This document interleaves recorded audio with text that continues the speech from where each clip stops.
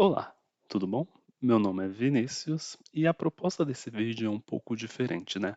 Eu vou comentar sobre um livro que eu já li anos atrás, né? Mas que voltou a ficar em alta pela adaptação que ele recebeu do Globoplay, né? Em minissérie, que eu ainda estou pensando se vou assistir ou não, que é Dias Perfeitos de Rafael Montes. A ideia desse assunto surgiu, né, já há muito tempo comigo, por causa também de um vídeo que a Tatiana Feltrin fez sobre esse livro, né, acho que no final de 2024, né, já tem um tempinho, e eu tinha lido o livro tempos antes dela fazer esse vídeo. Mas quando ela fez, né, e não gostou e tal, né, eu assisti e me lembrou que eu tinha até gostado do livro, né, mas eu tinha gostado do livro porque eu achei uma galhofa, né.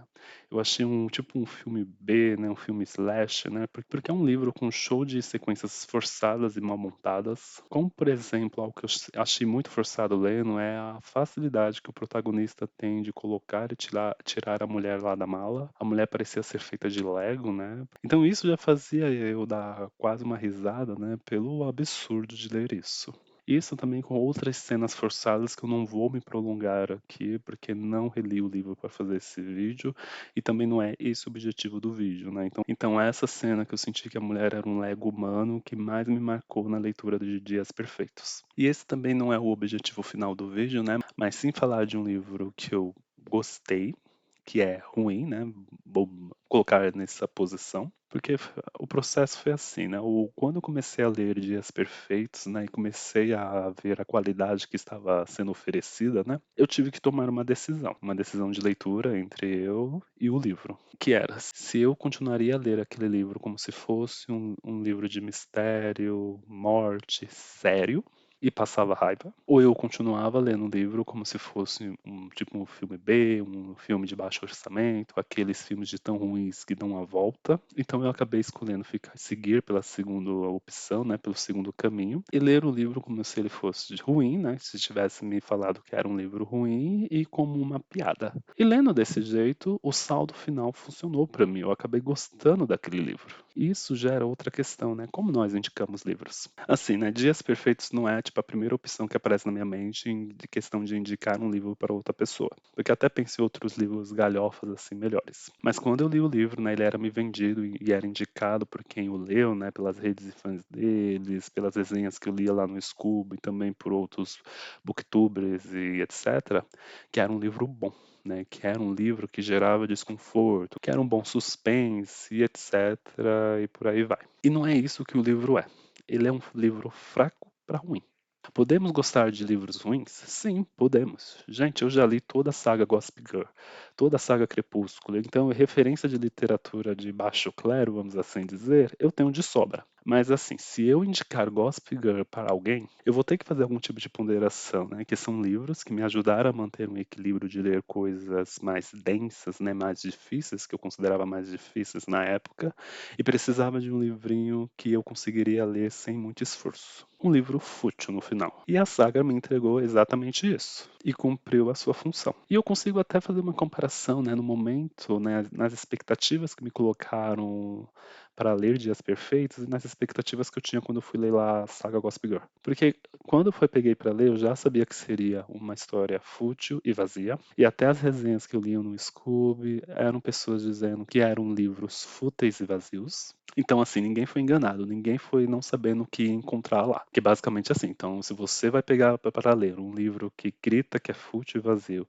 que quem leu também diz que é fútil e vazio, e que se bobear, né, se brincar, até a autora dos livros vai dizer que também é fútil e vazio, aí você pega para ler e se choca e reclama que dele ser fútil e vazio.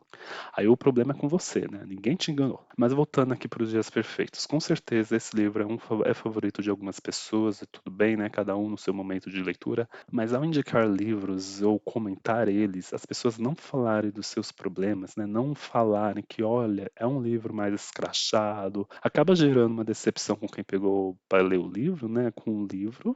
e com o autor também, né? Porque, gente, não arranca pedaço ser mais sincero, e temos que ter a consciência crítica que sim, vamos dizer, eu gostei do livro, mas também sei que não é tudo isso, tem seus problemas. Funcionou pra mim, por exemplo, porque eu peguei pra ler em um bom momento, né? Eu tava numa vibe de assim, eu sempre gostei de slashers e tal, mas na época que eu peguei esse livro pra ler, eu tava mais focado nisso. E o saldo final do livro eu acabei gostando. Mas assim, né? Porque eu sempre gostei de slasher, eu estava focado nisso. E eu também gosto de filmes de terror e suspense assim de baixo orçamento, que não se levam a sério. E tudo bem, é minha característica. Ai, mas não pode fazer uma crítica negativa porque o autor pode ficar ofendido, né? Olha, o autor, né, ele colocou sua obra para o público e a partir do momento que a obra está nas mãos do público, o domínio das reações a ela, assim, não está mais nas mãos do autor. É livre, né? Está nas mãos do público. E o autor vai ter que se acostumar que vai receber críticas elogiosas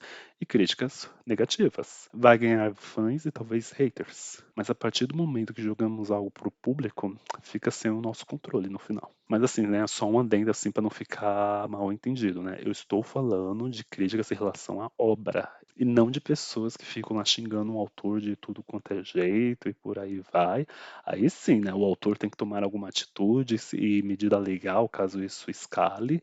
Isso aí eu tô falando de outro assunto, eu tô falando de críticas em relação à obra. O Rafael Montes parece que tem uma grande legião de fãs, né? É um nome de referência assim de terror e suspense para as novas gerações. Eu não sei bem em que momento ele explodiu, mas vi aqui que Dias Perfeitos foi o segundo livro dele, que não é nem o mais lido e é o livro com a menor nota dele, pelo menos assim com as informações que eu tenho aqui no Scoob, que é a rede social que eu mais uso assim em questão de livros, mas vi por cima no Goodreads e basicamente é a mesma situação. E assim, né, no saldo final eu ainda tenho interesse assim de ler outras obras do autor, né, principalmente porque ele sempre tá hypado, né, então tem sempre um monte de gente citando ele nas melhores livros que ele leram assim durante o ano. Então ainda vou acabar pegando outra obra dele para ler, né? Mas claro, depois dessa decepção e acomodação que eu tive que fazer no Dias Perfeitos, né, para eu gostar do livro, eu tive que adaptar a minha visão de leitura. Ele acaba não sendo uma prioridade assim na hora de pegar algum livro assim para ler no momento. E você, tem algum livro que você acabou gostando pelo motivo errado? Que ele foi indicado para você por algum motivo, mas você acabou gostando pelo motivo oposto?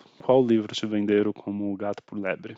Vocês percebem que eu foquei assim em relação ao que os leitores e influenciadores de livros acabam comentando sobre os livros e não sobre como as editoras vendem aquele livro. As editoras são empresas, então faz parte do jogo elas, editoras, hyparem seus autores, porque elas precisam vender os livros que eles publicaram. Por isso, assim, o que o foco do vídeo foi mais por cima dos leitores, assim, com foco nos leitores comuns, assim, né, que fazem resenhas, comentam sobre os livros favoritos e etc. E influenciadores que também acabam indicando esses livros ou de forma direta, né, indicando para você ler diretamente, dizendo que é bom, ou indireta, colocando em lista de melhores leituras ou indicações assim no geral. Mas vou ficando por aqui. Muito obrigado. Até.